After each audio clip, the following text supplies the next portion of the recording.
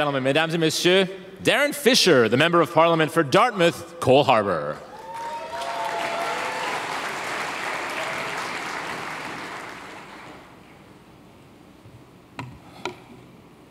Well, hello, everybody. Oh, come on. Who's here from Nova Scotia?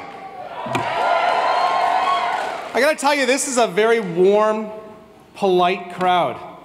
But who here is from Nova Scotia? Now, everybody, join the Nova Scotians. Welcome to Halifax.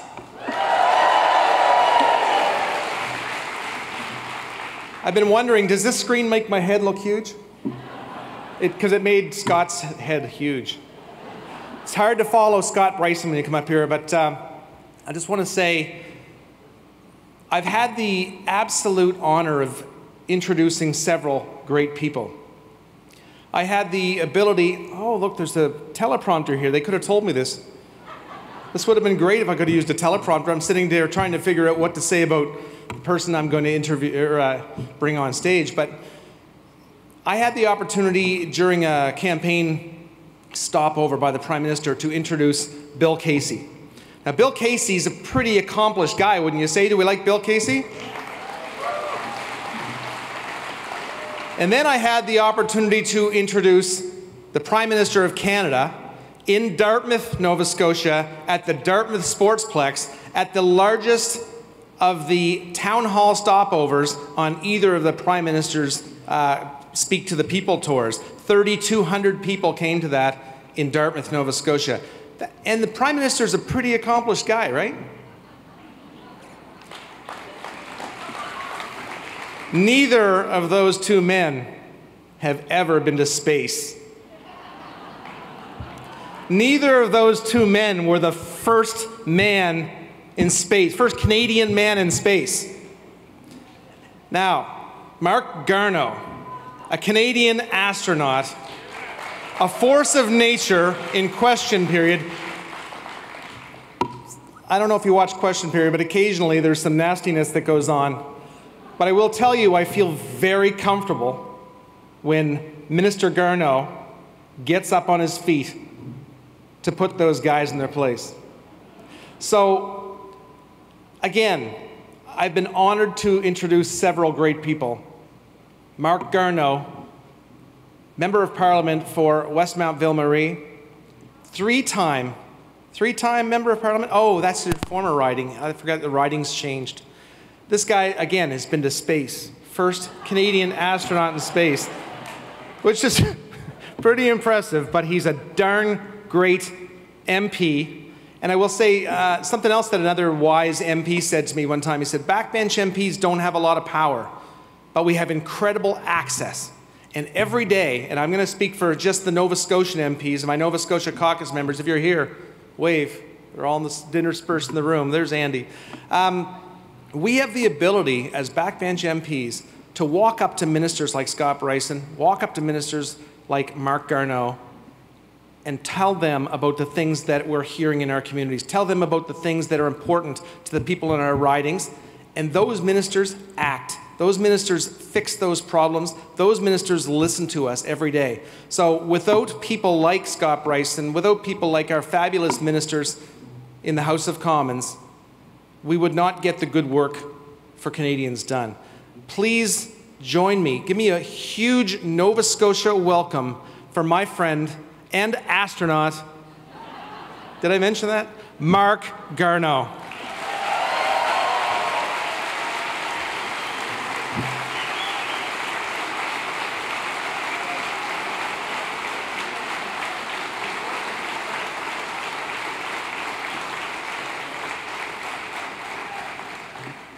Good evening, ladies and gentlemen. I am very excited tonight. I'm telling you that because people say that I don't get excited very often. Bonsoir à la chère. Good evening to the great Liberal family. Good evening to my great family. Party. Good evening to my Liberal Party. And thank you, Darren, for that very generous introduction.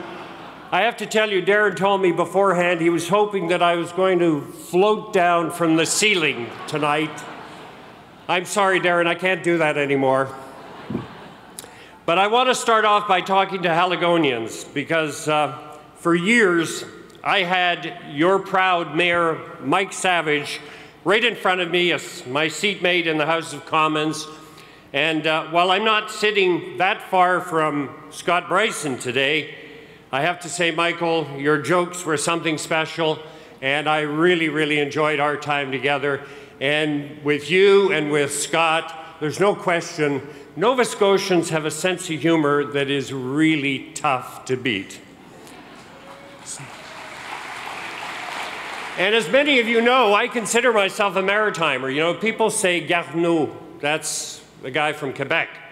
But my mother was born in Sussex, New Brunswick. I'm sure there's some New Brunswickers here this evening. And then she grew up in St. Andrews, New Brunswick. And I spent many lovely summers there.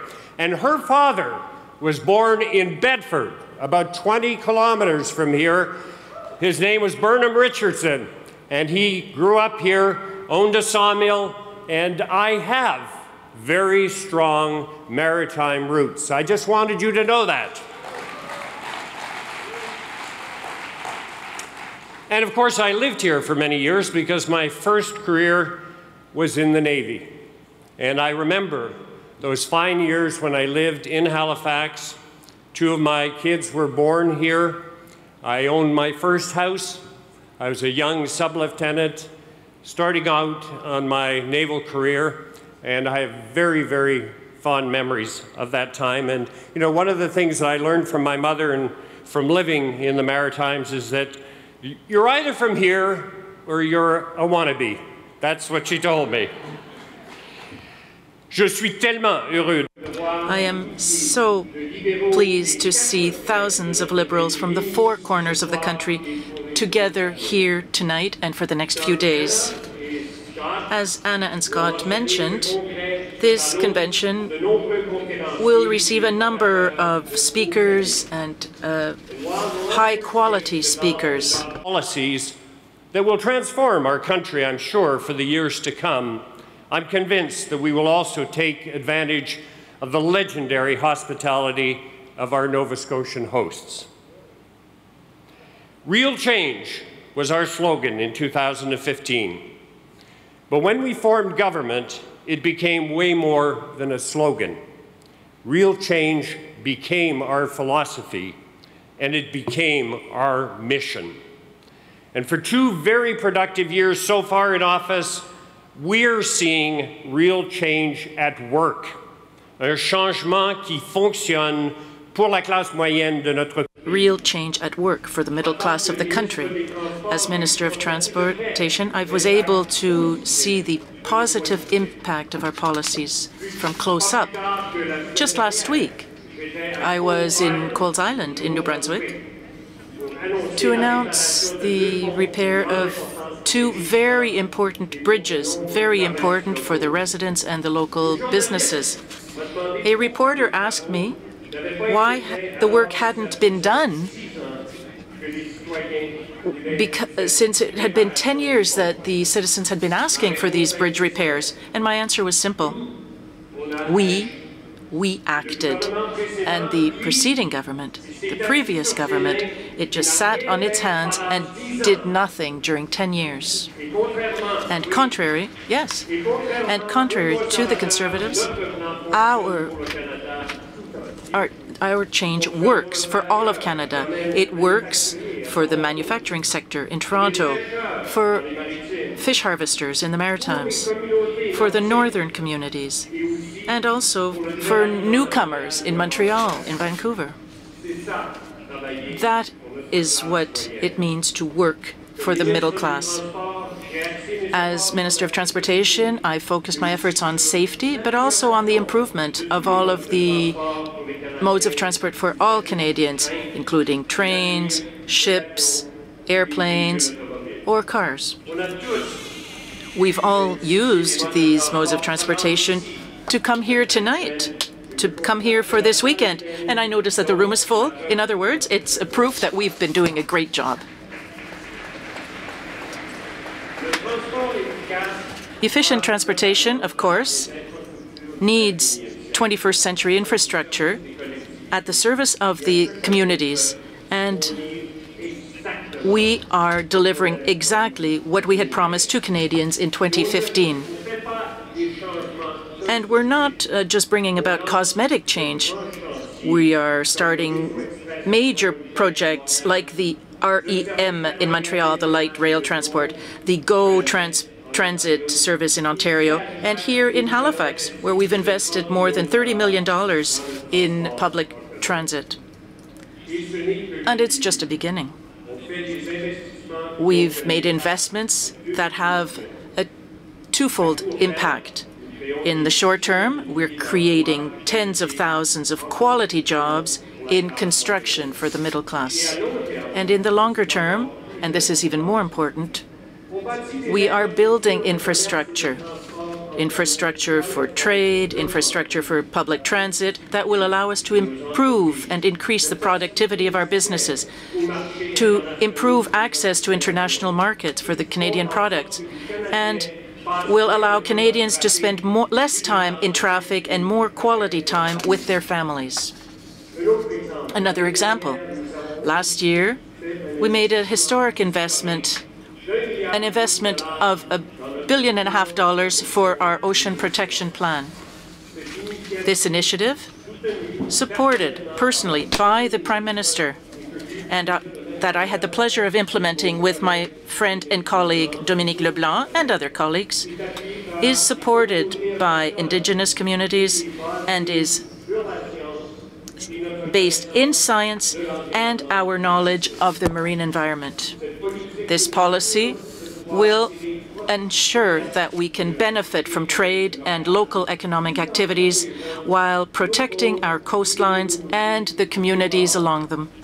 Here in Halifax, a city which historically has lived off the Atlantic Ocean in order to get food, to export products, or just for the pleasure of sailing, or in my case, as an important naval base, or in Nanaimo on the Pacific coast, or in Nunavut on the Arctic Ocean, or in Quebec on the shores of the St. Lawrence. As you can see, the Oceans Protection Plan is the perfect illustration of what needs to be done in order to develop the economy while protecting the environment. And this is what we had promised back in 2015, and it's what we are delivering now.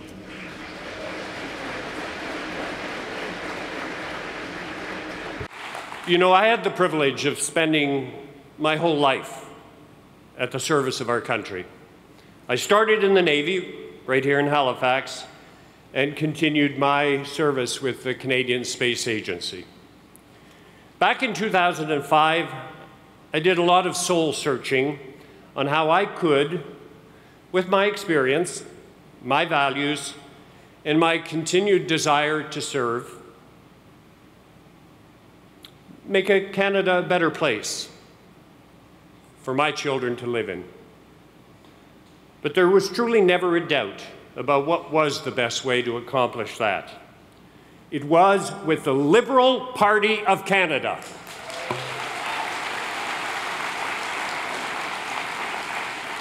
Et mes chers amis, and dear friends, as members of this great party, as member of the Liberal caucus, and as member of the Prime Minister's cabinet, I could not be any more proud of what we have been able to accomplish together. We won in 2015 because of you. You who worked so hard in the field as on the social networks, and we will need you again this time. In Quebec, we have seen that hope and hard work do work for families and for workers. This has become 85,000 new jobs created in this last year. Of course, we still have work to do, but we know that we are headed in the right direction by seeing the reaction of Canadians to our policies. Who come to me and say, thank you for putting a focus on public transit. I have people in my riding who come to me and say how much they appreciate the Canada allocation for children, the Canada Child Benefit, and how it's made a difference in their lives. I have lots of research that goes on in my riding in Montreal, and I have scientists who've come up and said, thank God that we have a government that believes in science.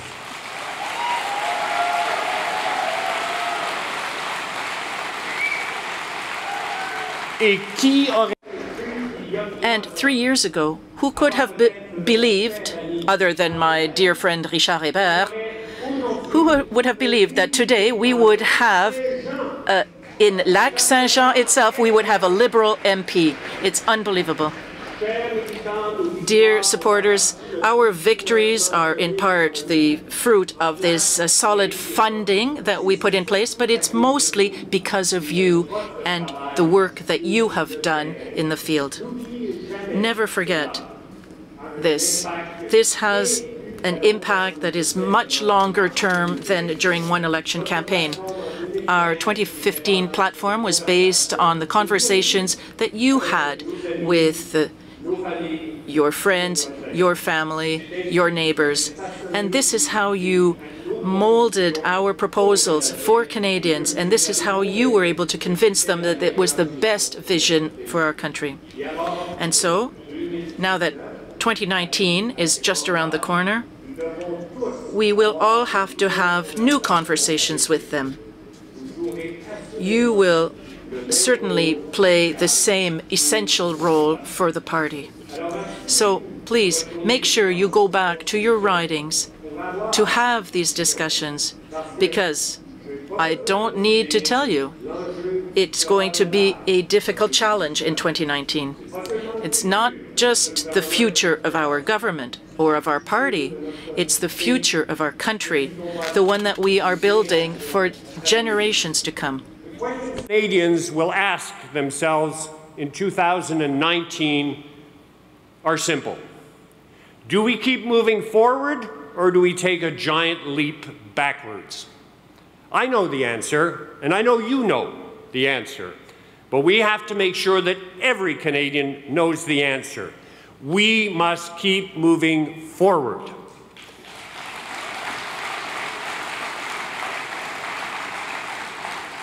And as Anna mentioned it, since the last convention, 100,000 new people have registered as Liberals. Yes, that's 100,000 new potential volunteers to our teams. Friends, let's get them to work with us. Par notre travail et la...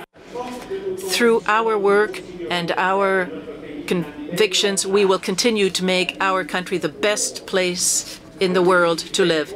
A country that trusts fact and science, that supports the right of a pregnant woman to choose what is best for her, a country that recognizes the rights of the LGBTQ2 community, a country that helps those who are most vulnerable, a country that is united and strong.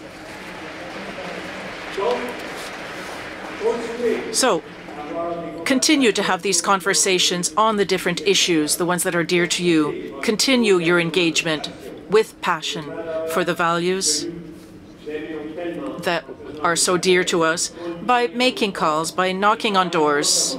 The work has to start up again. Lead us to a new term. To say there's just one thing I'd like to say, something we haven't had the opportunity to say for a while and that I've been dying to say, and I'm going to use this opportunity tonight to say it.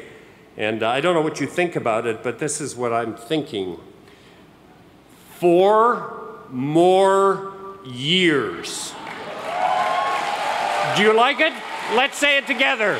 4 more years. Once more. 4 more years. Thank you very much.